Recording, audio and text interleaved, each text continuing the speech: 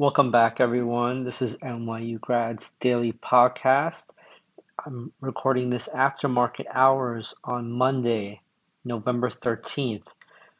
Can't believe this is episode 90. Wow, that's amazing to me. But let's jump right in. This is going to be a quick episode today. Just a bit of housekeeping before I jump into the market.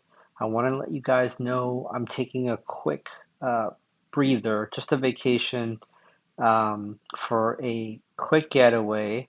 So there'll be no podcast from Thursday, November 16th through Tuesday, November 21. I will be posting on Substack Notes occasionally. You can follow me there. I'll post a link um, on the show notes, but it's just like kind of like X/Twitter, just without the hate algorithms. And I post intraday analysis there quite often. I know all of you are busy, with your day jobs, and you can't follow me there. But if you want to just kind of catch up on some of my thoughts, I will try to keep you updated there on what I'm seeing in the markets. And today, I'm going to title it A Quiet Place.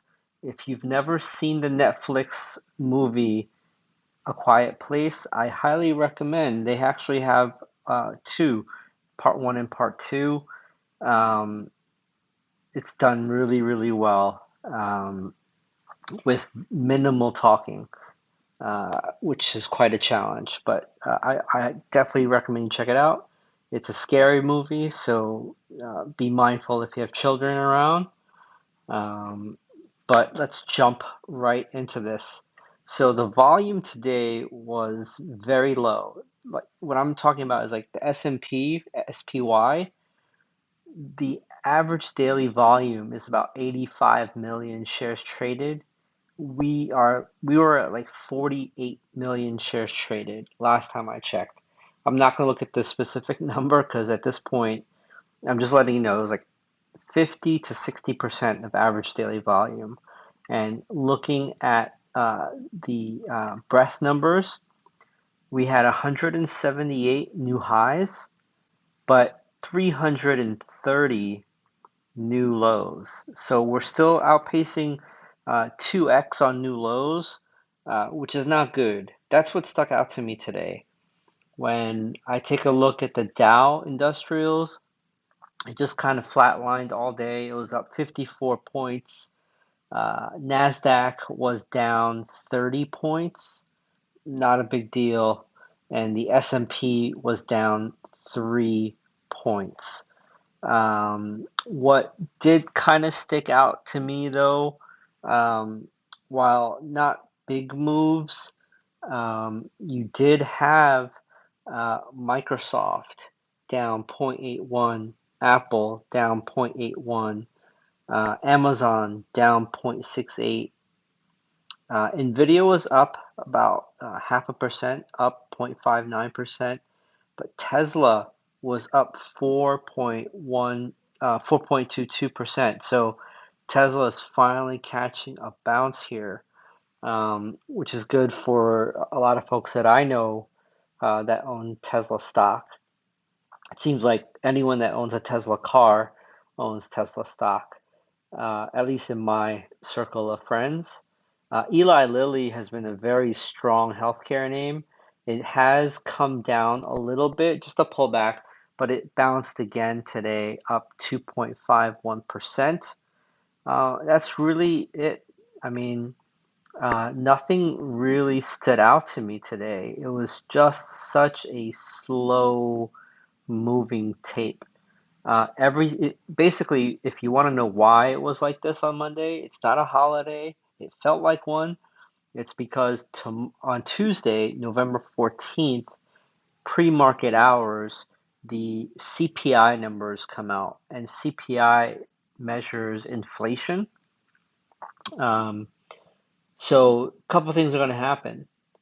Either the CPI beats, meaning CPI is high, inflation is high, which will imply that the Fed is not done with their higher for longer campaign.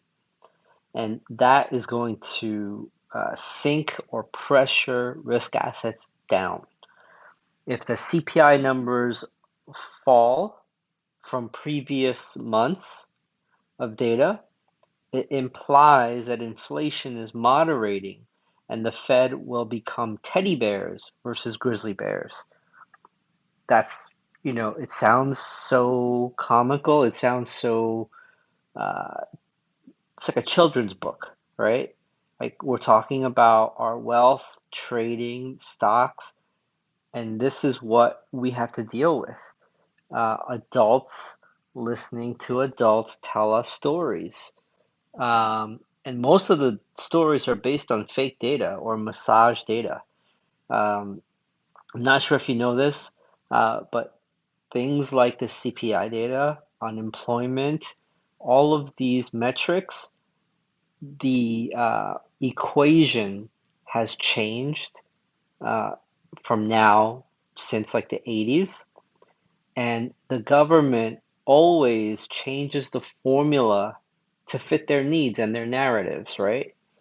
So whatever numbers come out doesn't really matter on Tuesday. It's really the reaction and how everyone is interpreting the tea leaves, the wording, it's basically to that point now. It's end of year, end of quarter, Santa Claus rally time. Everyone wants the Santa Claus rally. We are um, rocketing higher from the sell-off. And in a lot of shares, like the Magnificent Seven, they're doing really well. So everything is poised for a Santa Claus rally right now. You guys know I said that we need rates, the 10-year yield below 4.5 or around 4.5. We got that.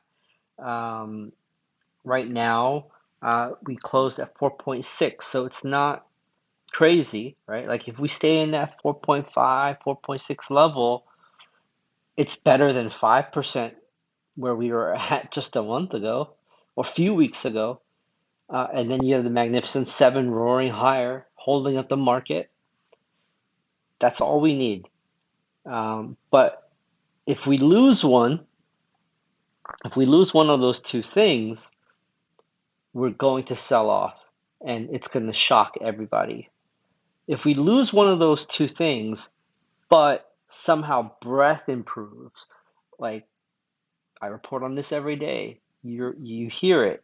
Every day we have many more new lows and new highs.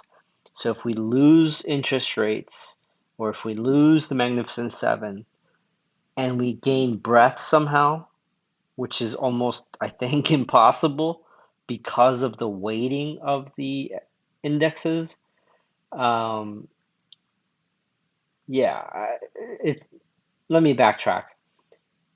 As long as the Magnificent Seven stay positive, and as long as rates stay suppressed here, it's teed up for a Santa Claus rally. I really don't think breadth is going to improve. I can't imagine any of those two things not being there, and somehow we get 1,000 new highs and 100 new lows. I just don't see it happening. Um, but yeah, that's all I have for today. It's a short one. I will report back after the Tuesday session, which is going to, I believe, have much more volume than today on Monday. So I will check back with you guys after the session on Tuesday. Later.